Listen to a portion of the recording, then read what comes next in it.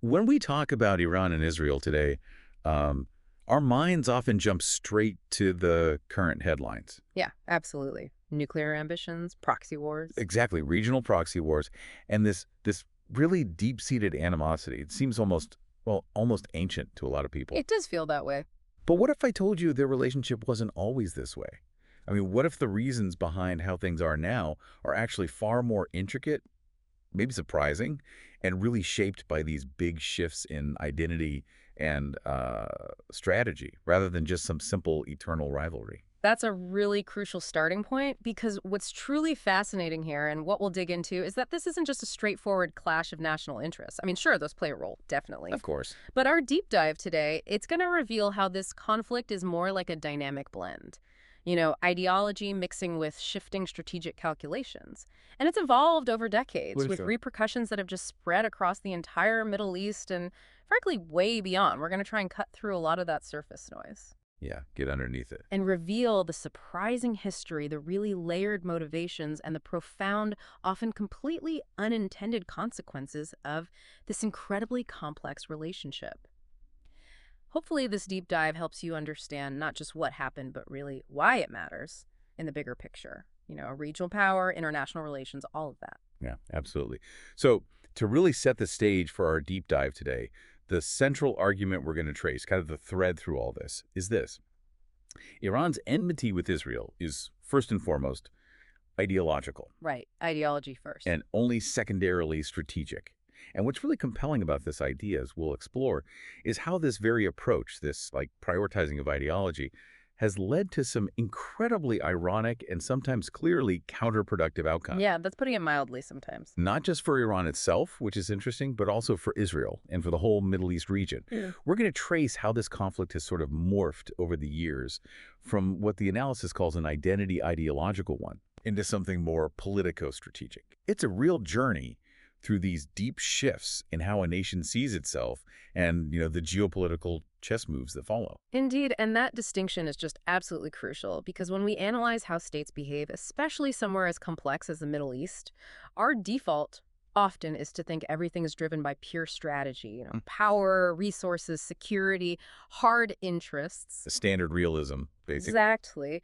But as this analysis shows us, the role of a nation's self-identity, its core ideological beliefs, can be a much more potent, maybe even more enduring driver of foreign policy. Mhm. Sometimes these really deep-seated convictions can even override what might look like rational, conventional, strategic calculations from the outside. Right. This is where ideas like constructivism become really valuable. Constructivism helps us understand how a nation's identity, its perception of itself and its role, isn't fixed.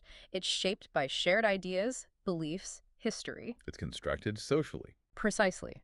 For Iran, its revolutionary identity after 1979 fundamentally redefined its interests, and as a result, its whole foreign policy towards Israel. And that idea, identity leading policy, takes us perfectly into our first big section, the evolving nature of enmity, moving from identity to strategy. Because the material we're looking at really starts by flipping the script on how we might normally see this conflict. It says quite clearly that Iran's enmity with Israel is, like you said, ideology first, strategy second. Exactly. This isn't just about the usual stuff like market access or resources. It's about something much deeper, rooted in the actual identity Iran forged for itself after that huge historical shift in '79. That's precisely it. After the 1979 revolution, the new Islamic Republic, well, it basically defined itself through two connected lenses: defending Palestinians, unwavering defense, and uncompromising defiance of Israel. It became core to who they were. Absolutely. This wasn't just talk. It got woven into the very fabric of the state's self-perception, even its constitution. Take the liberation of Al-Aqsa Mosque in Jerusalem, a hugely revered Islamic site. That quickly went from being just a religious hope to a central, explicit foreign policy motto. It wasn't just a goal, it was this profound statement about who revolutionary Iran was and who it planned to be on the world stage. And based on that really profound, almost immediate shift in national self-image, the first things the new Iranian government did were fast, decisive, and highly symbolic. Very symbolic. Right after the revolution, boom, severed all diplomatic and economic ties with Israel. A complete 180 from before. So a reversal. Then they literally reopened the Palestine Liberation Organization, the PLO, embassy in Tehran. Which, I mean, what a powerful signal of this new solidarity with the Palestinian cause. Huge signal. Beyond that, they started vocally condemning any kind of Arab-Israeli reconciliation, putting them totally at odds with existing peace efforts in the region. Right, undermining things like Camp David implicitly. And maybe most dramatically, they began publicly talking about a countdown to Israel's annihilation. These weren't subtle diplomatic moves, were they? Not at all. These were foundational declarations of intent, rooted deep in this new ideological identity. But then what becomes really fascinating, as the analysis shows, is how this very intensely identity-driven ideological conflict gradually started to pick up these more calculated strategic aspects. Yes, that's the interesting evolution. While that core ideology was still there, absolutely, Iran began to sort of instrumentalize its anti-Israel actions and messaging for some very clear, pragmatic, strategic reasons. Precisely. Internally, that stance became an incredibly powerful tool. Mobilize the population, rally them against a common external enemy. Unite the country. Exactly. Bolster domestic unity, maybe divert attention from internal problems, solidify the regime's grip. And externally, this anti-Israel position became a primary way for Iran to try and claim leadership of the Muslim world. The al-Qura idea you mentioned earlier. That's part of it, yes. By positioning itself as the true, uncompromising defender of Islamic causes, especially against a regional nuclear power like Israel, Iran sought to boost its influence, its legitimacy across the region. So the ideology, while definitely genuine for many, also became a very effective instrument of statecraft, geopolitical maneuvering. So this is where it gets really layered, doesn't it? What looks like, maybe from the outside, a purely ideological stance today actually has these very calculated strategic layers just underneath the surface. Definitely. It's this multifaceted approach, aiming for both domestic control and significant regional influence at the same time. It shows how even really fervent beliefs can be leveraged for practical geopolitical goals. And if we connect this to the bigger picture, international relations theory and all that, it raises a fundamental question, right? How does a state's self-perception, its identity, get so tangled up with its foreign policy, especially when that policy sometimes seems to fly in the face of conventional geopolitical logic? As we said, constructivism helps explain how these identities and interests aren't fixed. They're actively shaped. Iran's view of itself as protector of the oppressed, the vanguard against perceived imperialism, that directly shaped its policy towards Israel. In ways that maybe a pure realist wouldn't predict. Exactly.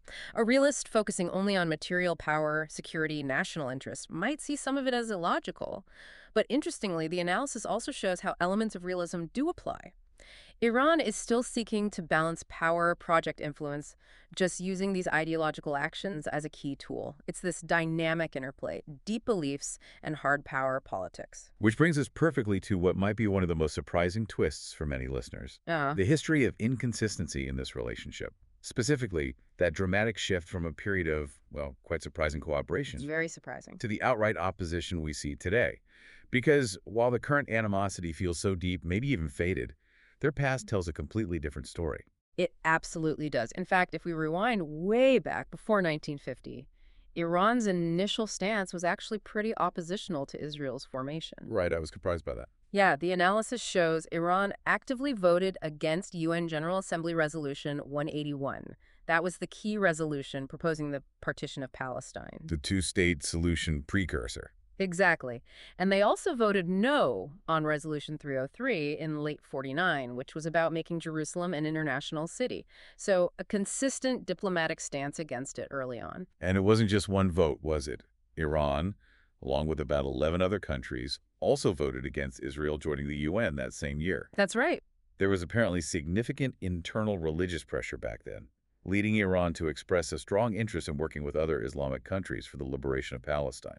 So that early position actually sounds more like the post-1979 revolutionary narrative. It does. Which makes the period of cooperation that followed even more striking. But then, yeah, this really remarkable and for many deeply surprising shift happened, roughly between 1950 and 1979. A sustained period of quiet but significant cooperation. So what changed? Well, a series of things, both inside Iran and regionally. Internally, there was a failed assassination attempt on the Shah, Mohammad Reza Pahlavi, in early 49. Okay. That led to increased military rule, which then resulted in the arrest of key anti-Zionist religious figures like Ayatollah Khashoggi. Plus, the 1953 coup, which ousted Prime Minister Mossadegh and really cemented the Shah's power, that also dampened the anti-Israel mood inside Iran. It basically cleared the path for relations to gradually warm up. And what about regionally? Things were shifting there too, right? Dramatically, you had the rise of the Ba'ath regime in Iraq after a coup in 58, Yeah. and you had the growing, really charismatic influence of Gamal Abdel Nasser in Egypt. Pan-Arabism. Exactly, pushing these potent socialist and pan-Arab causes across the Middle East. Now, this new wave of Arab nationalism, it was seen as a major threat by both Iran under the Shah and by Israel. Ah, the enemy of my enemy. Precisely, a shared fear of Arab radicalism.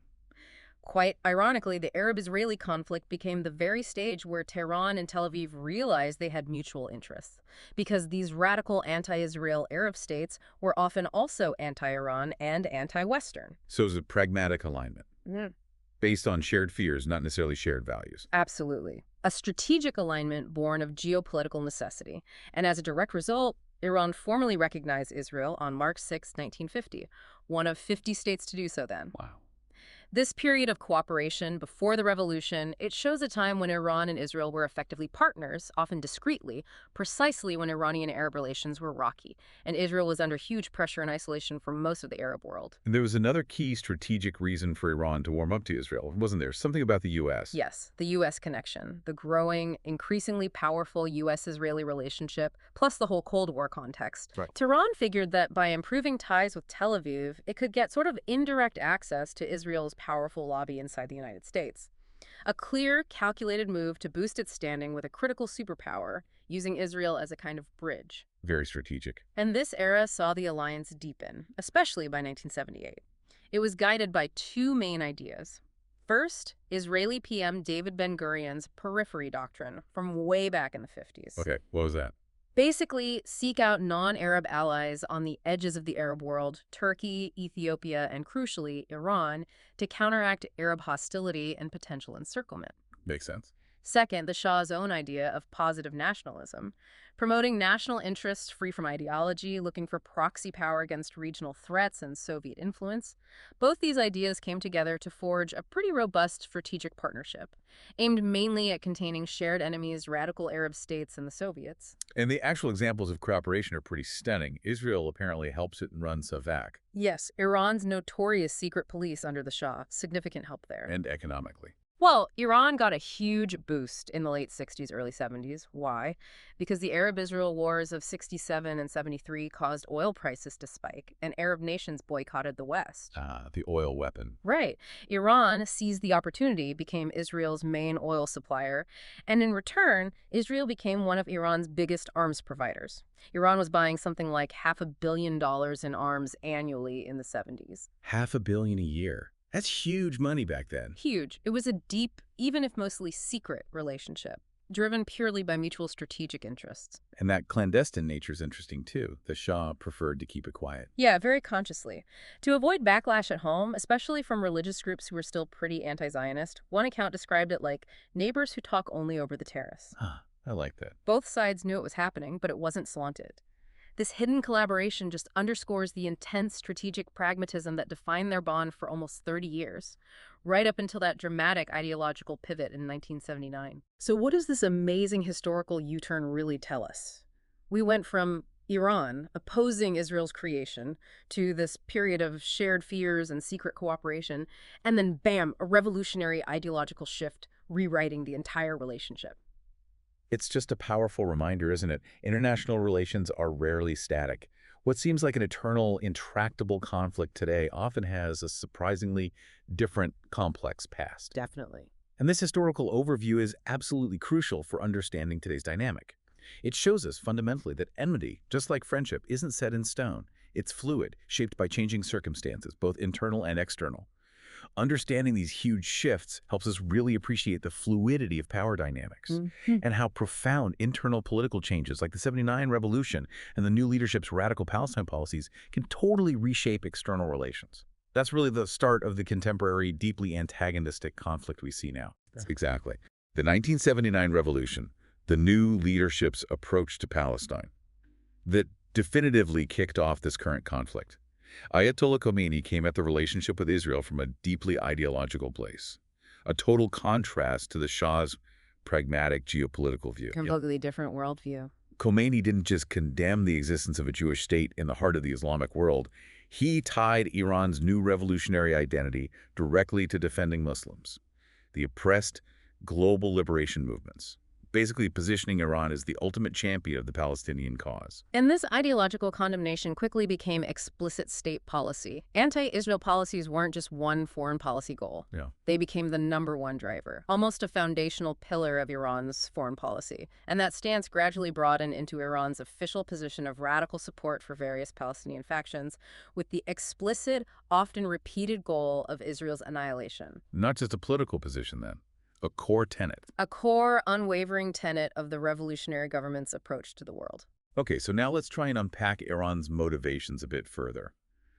Because while that revolutionary identity is undeniably key, our deep dive also shows there are very practical, what the analysis calls non-ideological reasons behind Iran's anti-Israel stance. Right, the pragmatic layers. And these motivations can sometimes even look a bit inconsistent with Iran's broader religious identity claims. This is where it gets really complex. That's a key nuance to grasp. The analysis points out Iran's somewhat, shall we say, inconsistent commitment to its religious identity when it comes to defending all oppressed Muslims worldwide. How so? Well, think about Iran's reactions or lack thereof to the documented persecution of Muslims in places like China with the Uyghurs, or in Russia, the Chechens, or India, the Kashmiris. In those cases, Iran's response has been remarkably quiet, muted, really, especially compared to its incredibly fervent rhetoric about Palestine. Interesting comparison. This clear difference suggests that while solidarity with Muslims is definitely in Iran's constitution and revolutionary ethos, in practice, often because of economic or strategic limits, Iran tends to adopt a kind of dual approach. So defending Palestinians and opposing Israel, while rooted in ideology, can also be seen through a very pragmatic lens, not purely altruistic or solely ideological. And one of the biggest of these non-ideological reasons is Iran's intense ongoing competition for leadership with other Muslim countries, especially Saudi Arabia. Exactly. The '79 revolution didn't just change Iran internally, it dramatically reoriented its foreign policy towards actively expanding its influence. And that directly sparked and fueled this long-running Iran-Saudi geopolitical contest for regional dominance. The struggle for hegemony. Precisely. In the view of Iranian leaders, passionately defending Palestine and uncompromisingly opposing Israel acts as an incredibly powerful way to elevate Iran's status and legitimacy among Muslim nations. They're aiming to promote Iran to that position of al-Qura. The mother of all settlement. Right, this idea of Iran taking a supreme leadership role for all Muslim nations globally. This strategy lets Iran effectively tap into those deep, region-wide anti-Israel feelings. Using existing sentiment. By doing that, the Islamic Republic finds a potent justification for its claim to political legitimacy as the desired central leadership for the Muslim world, something many Arab governments haven't convincingly achieved. It lets Iran position itself as the authentic voice of the Muslim street, so to speak. And crucially, this posture lets Iran criticize and undermine its rival Arab states, doesn't it? Absolutely. At a time when many traditional Arab leaders have visibly cooled on the Palestinian cause or even moved towards normalizing relations with Israel, Iran consistently keeps bolstering Palestinian groups and issuing direct threats against Israel. For the Iranian theocracy, this strong anti-Israel stance is a powerful tool for condemning conservative Arab states and mobilizing their populations against leaders who are often seen as having been, well, humiliated or ineffective against Israel's military and political strength over the decades. Because it's a strategic reframing. It's a clever strategic generalization, yeah. Reframing the complex Palestine issue as a simple Israel versus Islam fight, which, conveniently, helps sideline the more awkward Shiite-Sunni sectarian issue and actively undermines the status of other states claiming Muslim leadership. Another big non-ideological motive, often overlooked, is how this conflict helps manage Iran's internal affairs, right? Yes, that's crucial. History is full of examples of states using external enemies, real or perceived, to ensure their own survival, consolidate power, maintain national unity. Rally around the flag effect. Exactly. In Iran, the long-running conflict with Israel, and by extension the U.S., has become a really indispensable tool for internal control. Think about it. Prolonged sanctions, severe economic crisis, poverty, class divides. Lots of potential discontent. Right. So continuing to portray Israel as the main existential ideological enemy is seen as necessary necessary by the regime. It helps control frustrated masses, and it continually energizes the state's core supporters and loyalists. It's a classic diversion tactic, really, channeling internal problems outwards. And this unwavering anti-Israel line also makes it easy to sideline political opponents internally, a sort of loyalty test. It certainly serves that function. The analysis specifically points to former President Ahmadinejad. During the height of Iran's nuclear crisis, remember how often he talked about Israel's obliteration, denied the Holocaust? Yes, very provocative. Despite the huge international backlash, those statements undeniably helped build a narrative of existential conflict. That narrative was very effective in managing Iran's internal affairs and rallying his political base. A third major motivation is Iran's strategic need to balance against a nuclear rival in the region. Israel's undeclared nuclear status. Exactly. The analysis piece points out that the unique nature of the Iran-Israel conflict is deeply tied to the fact that Israel is currently the region's only nuclear power, albeit undeclared. And Israel actively works to block Iran's atomic project and its regional influence, mainly to keep that nuclear supremacy and its qualitative military edge. Which gives Israel a big advantage. A distinct, often unbalanced proxy power in regional fights. So for Iran, which Israel views as its arch-enemy, there's a clear strategic imperative to boost its own military capabilities, and potentially nuclear ones, to try and balance this asymmetric power structure in the region. So from Iran's viewpoint, building up its military, pursuing nuclear arms, that's seen as necessary to level the playing field. That's the strategic logic, yes. While disarmament is morally preferable for everyone, as long as Israel keeps its nuclear monopoly, Iran feels strategically justified in trying to equip itself. This also helps explain Iran's long-term effort to push its strategic influence closer to Israel's borders. Through proxies like Hezbollah. Right, establishing Hezbollah in Lebanon, providing lots of aid to Palestinian groups, intervening militarily in Syria. It's all part of a bigger long-term plan to increase its strategic depth and fundamentally rebalance regional power. But it's interesting they've mostly avoided direct war with Israel. Yes. Significantly, Iran has largely avoided direct conventional military fights with Israel. Instead, it's mostly stuck to asymmetric warfare, using its various guerrilla allies as proxies. Finally, and this is the point the analysis really stresses, a powerful moral and pragmatic driver for Iran's policy is the ongoing, documented Israeli abuse of Palestinian rights. Yes, the analysis strongly emphasizes this. It highlights Israel's widespread abuse of Palestinians' human rights and land rights as a deeply significant, genuine factor fueling Iran's stance. Despite the hopes of Oslo in the 90s and international recognition of a Palestinian state. Hopes that faded. The analysis points out that radical Israeli parties consistently don't seem to seek a lasting, fair peace. Israel's persistent unilateralism, undermining peace preconditions like continuing settlement, building on the West Bank. A major obstacle. Huge obstacles. These are identified as fundamental blocks to any real resolution of the Palestine crisis. And this approach, the analysis argues, has wider consequences beyond just the Palestinians. Absolutely. It argues this insensitive approach has seriously escalated regional security problems and inadvertently boosted extreme Islamist groups, both Shiite and Sunni. How so? Well, the grim, deteriorating prospects for Palestinians, plus Israel's apparent disregard for international treaties, that becomes a universal source of deep frustration. It's fertile ground for radical Islamism to grow. And these groups then strengthen their appeal by adopting this identity-based pragmatism against Israel, leveraging the perceived injustices. So what looks like maybe just ideological fervor from Iran is actually tangled up with a response to perceived injustices, plus those sophisticated strategic calculations and domestic political needs we talked about. It really prompts that important layered question again, doesn't it? To what extent are these stated motivations ideological, strategic, moral, genuinely held beliefs?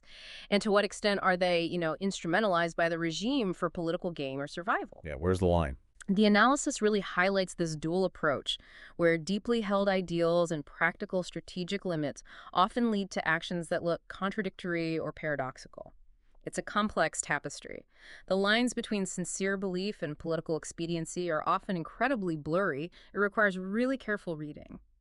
And this brings us to one of the most critical and maybe sobering parts of our deep dive. Yeah. The profound and often deeply ironic unintended consequences of Iran's whole approach. Yes. Because the analysis argues pretty powerfully that Iran's anti-Israel strategy, adopted and maintained without maybe fully weighing its own capacities or the likely geopolitical reactions, has quite ironically, been profoundly counterproductive to its own stated goals. That's the central, stark irony that runs through the analysis. One major unintended consequence. It's actually bolstered radical right-wing political factions within Israel itself. How did that happen? Well, nationalism is always a powerful political tool, right? And Israel has historically relied on it heavily to maintain internal legitimacy, unity, especially facing external threats. After PM Rabin's assassination in 95, for instance, the far right in Israel really amplified this idea of a singular Jewish identity As a political tool. as a tool to block any kind of real reconciliation with Palestinians and their international supporters.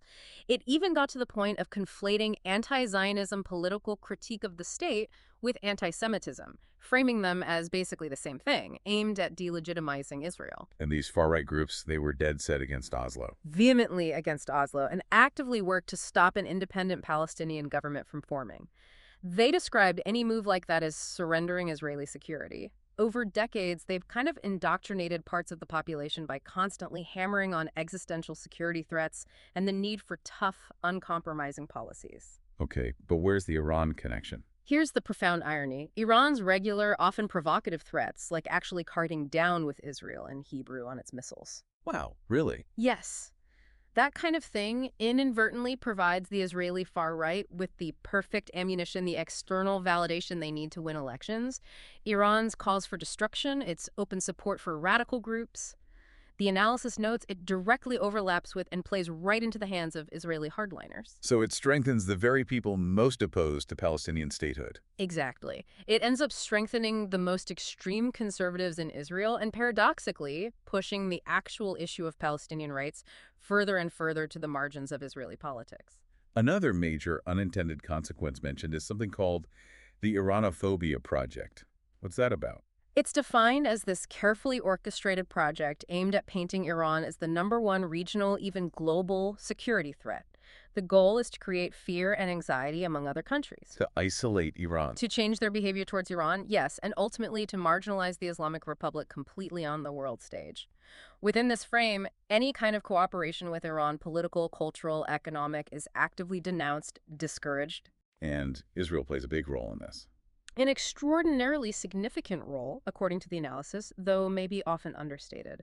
It suggests Israel has built immense influence in key Western think tanks, media outlets, working systematically to portray Iran as this existential threat to everyone, not just Israel. And diplomacy. Very effective public diplomacy.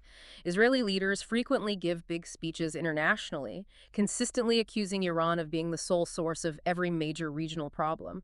In fact, the analysis suggests Israel often inflates Iran's importance and capabilities Really? Why? to more effectively mobilize the West, especially the U.S., to give unwavering support to Israel, and also to improve its own ties with the Arab world, with Saudi Arabia being a top target. And here's another twist. Iran's own actions have fueled this. That's the remarkable paradox. Iran's decades of anti-Israel propaganda, especially the really inflammatory rhetoric from people like Ahmadinejad constantly provoking Israel, that has ironically actively fueled and propelled this very Iranophobia. So Israel's reaction, described as maybe not always logical, but certainly deliberate, involves things like disregarding the nuclear deal, taking extensive measures against any Iranian military activity that might boost its regional power. This, in turn, has disproportionately magnified Iran's nuclear capabilities and public perception. Giving Israel leverage. Exactly. An incredibly powerful lever to pressure Iran and solidify its own regional nuclear monopoly. This ties back to the Begin Doctrine, the Israeli principle that no other Middle Eastern state gets nuclear weapons. A doctrine Israel has enforced militarily before against Iraq and Syria. And the Iranophobia Project also aims to scare Arab states about Iran's influence. Yes, actively seeks to create widespread panic among Arab states about Iran's growing regional reach. And this panic is then expertly used to push these Arab nations towards forming this unprecedented Arab-Israeli front against Iran. Which helps Israel how? It effectively helps diffuse the long-standing issue of the occupied territories. It subtly gives Israel a kind of tacit green light to continue actions like settlement building or abusing Palestinian rights without facing the old diplomatic preconditions for peace. Because the focus shifts to Iran. Precisely. In the past, Arab states often insisted on guaranteed Palestinian rights before normalizing relations with Israel. Now, largely due to Iranophobia, Israel isn't always obliged to meet those demands to get peace talks or sign deals like the Abraham Accords. Much of this strategic shift, the analysis argues, is down to the success of the Iranophobia project. Israel effectively uses this public diplomacy to box Iran in and build global coalitions against it. Beyond the politics, Iran's anti-Israel policy has also hit its economy hard. Profoundly. A core idea in international relations is that real military power needs a strong economy underneath it. Sure, you need the resources. Right. Since '79, Iran's persistent Israel policy has, maybe unintentionally, directly helped Western powers hinder the normalization of its international relations, its wealth accumulation, its overall economic development, mainly through crippling sanctions. That's a crucial point, linking directly to the lives of ordinary Iranians. Yeah. Economic progress needs engagement with the West, right? And many Western countries strongly back Israel. Exactly. The analysis details how, under figures like Ahmadinejad, Iran faced numerous UN Security Council resolutions, harsher and harsher sanctions, directly linked to his rhetoric and the nuclear program. Cutting off investment. Severely weakening development, killing foreign investment, basically isolating Iran from the global economy. And Israel, the analysis notes, works relentlessly to keep Iran's case high on the agenda internationally, constantly blaming Iran for regional instability. The goal: Keep the pressure on. marginalize Iran, prolong sanctions, restrict its global economic role. The result for Iran. Long-term economic stagnation, loss of foreign investment, slower scientific progress, losing its competitive edge internationally, all of which diminishes its overall regional and global power. The underlying Israeli aim from the strategic viewpoint is to constantly target Iran's governance and economy, forcing it to focus inwards on economic problems. Turning it from an active threat into more of a critic. Essentially, yeah. Trying to transform Iran from an active archenemy into a more neutral critic, maybe like Pakistan, whose external reach is limited by internal issues. This constant pressure aims to stunt Iran's financial, productive, social capital, ultimately cutting its ability to project power. Another unintended consequence. Yeah. Growing internal dissatisfaction inside Iran itself and external marginalization. Yes, the analysis is quite clear here. It states Iran has shown remarkably little real interest in solving the Palestine issue or deterring Israel in collaboration with others. Instead, the Islamic Republic has perhaps strategically kind of downgraded the issue from what was once a central cause for the Arab and Muslim world into what's now mostly seen as just a bilateral fight between Iran and Israel. And this unilateralism, dedicating huge resources to it, has come at a big cost domestically. How so? The constant, often really vitriolic anger and hate from Iranian leaders against Israel and consistently prioritizing Palestine over urgent domestic problems for 4 decades, that has genuinely frustrated a large chunk of Iranian public opinion. You can imagine. And this internal discontent is made worse by Iran's persistent unilateralism, its opposition to international peace talks, its undeniable sponsorship of armed groups in Palestine and elsewhere. This approach has, unfortunately, made it much easier for pro-Israel media to successfully brand Iran as the most dangerous threat to Israeli citizens. And the consequence of that. It's stark. Public opinion in Israel increasingly favors aggressive action, even preemptive strikes, against Iran and its allies. And amazingly, many in the Arab world, tired of Iran's destabilizing actions, now openly welcome the idea of action against Tehran. It's such a tangled web of motivations. You've got the moral outrage, the historical grievance on one side, but it's clearly woven together with practical geopolitics and those pressing domestic political needs. It really brings us back to that fundamental question we keep hitting. How much of this is genuine belief, rooted in revolutionary ideals, and how much is instrumentalized by the regime for strategic survival or political gain? Yeah. The analysis consistently points to this dual approach, where ideals and strategic limits lead to these seemingly contradictory behaviors. It's a really challenging dynamic to fully untangle. And the practical results of Iran's regional policies creating and backing proxy groups in Lebanon, Syria, Iraq, Yemen, that's changed how Arab states see Iran too. Dramatically altered perceptions. These actions have, quite effectively, led many conservative Arab states to see Iran's brand of Ishism and its revolutionary expansionism as a much more immediate, tangible threat than Israel. More immediate than Israel, wow. That profound shift, in turn, directly prompted this strategic competition among those Arab states to normalize relations with Israel. The Abraham Accords are the prime example. Right. Many Arab states that used to insist on an independent Palestinian state first are now actively choosing to ally with Israel. That fundamentally changes the regional power balance and seriously increases divisions among Muslim countries. Which is obviously a huge strategic win for Israel. They always preferred bilateral deals, right? Yeah. Not region-wide talks. Exactly. Tel Aviv has successfully, over time, divided the Islamic states, dealing with peace or conflict separately with each one: Egypt, Jordan, UAE, Sudan, Morocco, Bahrain. Iran's unwavering unilateralism on Palestine has, ironically, been a massive strategic gift to Israel. It thwarts cooperation among other Islamic countries and further isolates Iran among those who now increasingly see it as radical and destabilizing. So Iran's approach has inadvertently helped Israel's security. In essence, yes, it's contributed significantly to Israel's long-term security and stability by fragmenting opposition. Moreover, Iran's aggressive stance has led Israel to see it as a grave threat, pushing Israel to seek alliances with Iran's neighbors. Yes, that falls right under defensive realism. Countries instinctively align against the state they see as the biggest, most immediate threat. So, to ensure its security and contain Iran's influence, Shiite revolutionism, political Islam, Israel has actively pursued normalization and made big investments, economic, political, security, in nearby states. Like Azerbaijan. Azerbaijan to the north, yeah. Also, Iraqi Kurdistan, Bahrain, the UAE. This clear Israeli progress towards deeper ties and influence right on Iran's borders creates potential and actual threats against Iran, a direct, deeply ironic result of Iran's own policies over decades. And crucially, the analysis reveals Israel plays a significant, maybe pivotal role in blocking any potential resolution of the long-running Iran-U.S. conflicts. How so? Most experts agree the core issue in the strained Iran-U.S. relationship is fundamentally Palestine.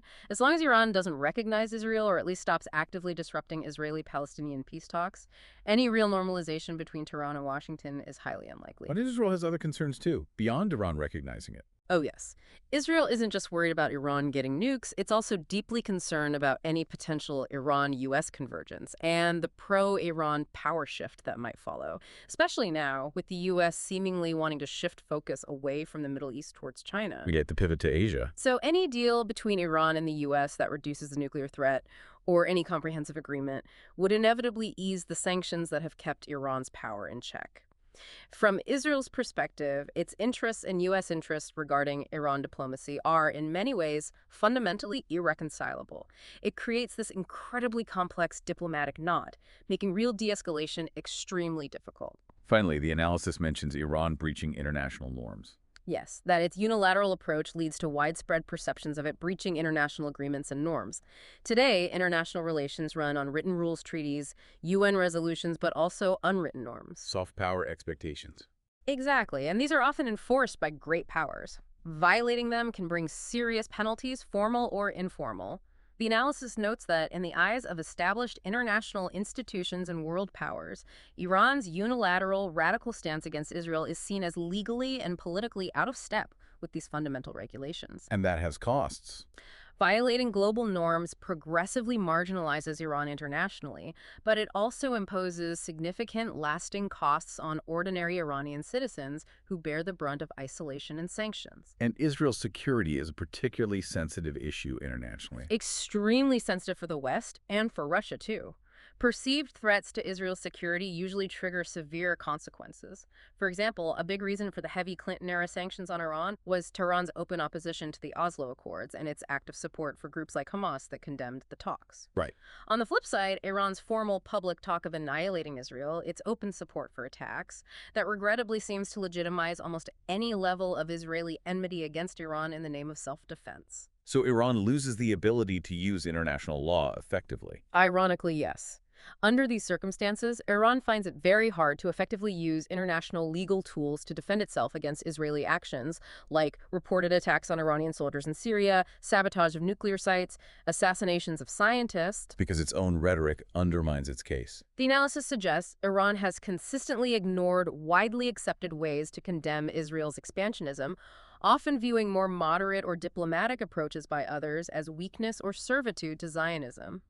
This deep pessimism, seeing international bodies as inherently pro-Israel, dismissing UN resolutions as worthless, has led to Iran's pronounced marginalization from almost all relevant international forums. It's excluded itself. Systematically omitted from collective international efforts to pressure Israel. The analysis concludes that Iran's loud bluster nationally, meant to project strength, unfortunately comes across as just a dying whimper internationally, fundamentally weakening its own influence. It's a classic, yet tragically effective case of actions, causing equal and often profoundly ironic opposite reactions. Iran's long efforts to weaken Israel and support Palestinians seem to have arguably strengthened Israel in key strategic ways, especially its regional standing and alliances. This part of our deep dive really hammers home how actions, even those driven by clear, deep ideology, can spiral into this complex chain of unintended consequences, sometimes directly undermining, even reversing the original goals. It highlights that intricate, often unpredictable web of cause and effect in international relations. Every move can trigger unforeseen reactions. It really makes you wonder, if these are the unintended consequences, what would a strategically optimal path look like for Iran, especially if they genuinely want to advance Palestinian rights and secure their own national interests? Which brings us to the final part of our deep dive, reconciling ideals with reality and maybe exploring a potential way forward. The analysis offers a pretty comprehensive and frankly pointed critique of Iran's current approach. It argues forcefully that Iranian leaders have consistently failed to logically balance internal governance with external strategy. What does that mean exactly? Foreign policy, it suggests, shouldn't just be defined by abstract ideals. It needs to be intelligently linked to, subordinate to, a nation's internal capabilities and its economic strength. By adopting this ideological worldview, vanguard against imperialism and Zionism, Iranian leaders have often done so without fully ensuring the economic and public opinion foundations needed to make that ambitious policy actually work effectively and sustainably. And this imbalance has led to incredibly high costs for Iran. Unsustainable costs, the analysis contends. Over 4 decades, those consistently tough, uncompromising statements against Israel's very existence have been the single biggest block to normalizing Iran-West relations. Persistently disrupting Palestine-Israel peace talks has, paradoxically, strengthened radicals in Israel and put Iran's own long-term national interests in serious danger. How? Because pro-Israel forces increasingly and legitimately view Iran as the country most threatening regional security. The political and economic costs forced on Iran due to its unyielding opposition to Israel, the analysis argues forcefully, just don't proportionally match the obligations of Iranian citizens towards Palestinians, especially when you consider the domestic suffering caused by sanctions and isolation. Furthermore, Iran is almost completely alone in its formal stated policy on Israel. It's virtually the only country publicly committed to Israel's annihilation as formal policy, defining its regional strategy around that goal. Unlike Arab states. By stark contrast, most Arab states, even historically hostile ones, have focused for decades on achieving an independent Palestinian state, not eliminating Israel. This unique, extreme stance by Iran has now strategically aligned global and regional players, including many former Arab opponents of Israel, against Iran. Its aggressive regional policy, its nuclear program, these have given recent U.S. administrations plenty of reasons to forge unprecedented new alliances in the region, further isolating Tehran. And the consequences of Iran's unilateral actions, as we've discussed, are painfully clear. Empowering the Israeli far right, tragically worsening divisions among Palestinians themselves, handing Israel the strategic motivation to lobby hard for sanctions, weakening Iran globally, pressuring Western governments for more support for Israel, and ultimately just escalating the arms race and regional tensions. It feels like a self-feeding cycle. It does appear that way. Considering these profound costs and consistently counterproductive results, the analysis doesn't just diagnose the problem, it also offers a potential pragmatic path forward. Okay, what does it suggest? It proposes Iran must deliberately set aside those abstract ideological roadblocks that currently push it to unilaterally try and determine the fate of Palestinians. Instead, it should advocate for them more realistically within the framework of its own national interests and universal human rights principles, aligning its approach with broader international consensus. So, the deep dive isn't just outlining problems and ironies, it's suggesting concrete solutions based on a fundamental shift in approach. More about being effective than just ideologically pure. Exactly. Specifically, it suggests Iran consider holding a national referendum aimed at formally ending the policy of threatening Israel's annihilation and replacing it with what it calls a worthwhile form of defense of Palestinian rights. A worthwhile form, what does that entail? Yes, and that worthiness, it carefully clarifies, should operate strictly within the limits set by established UN resolutions and the framework of the Organization of Islamic Cooperation. This implies a critical shift away from abstract, uncompromising ideals towards a more actionable, internationally recognized, and therefore legitimate framework, So stop focusing on annihilation. and concentrate efforts on actually assisting Palestinians through established NGOs in cooperation with other countries. The formal policy of obliteration should give way, the analysis suggests, to the necessity of holding internationally supervised referendums in the occupied territories, and ultimately working towards establishing the State of Palestine within pre-1967 borders. Well, with a key condition. Crucially, yes, in exchange for internationally guaranteed security for Israel. That would be a truly massive, transformative shift for Iran's foreign policy. Recognizing Palestine as a regional, global problem, not just Islamic. Accepting no single state decides its fate. Precisely. It also explicitly suggests that when the Palestinian National Authority is engaged in peace talks, Iran should show genuine solidarity by actively collaborating and implementing international agreements instead of constantly undermining them. Because undermining talks just feeds Iranophobia and brings more sanctions. As the analysis powerfully demonstrates, yes. This brings us to a final, really vital question. What is the true cost, the ultimate price, of sticking rigidly to an ideological stance when it consistently produces counterproductive outcomes? Outcomes that harm your own national interests and the very people you claim to be helping. The proposition from this analysis is clear. True solidarity with Palestinians might actually require a more pragmatic, internationally aligned, legally grounded strategy, one that carefully balances deep human feelings and national interests with international law and UN resolutions as the foundation. So assistance, yes, but dictating terms, no. Spiritual, political, financial help can undoubtedly improve Palestinians' situation.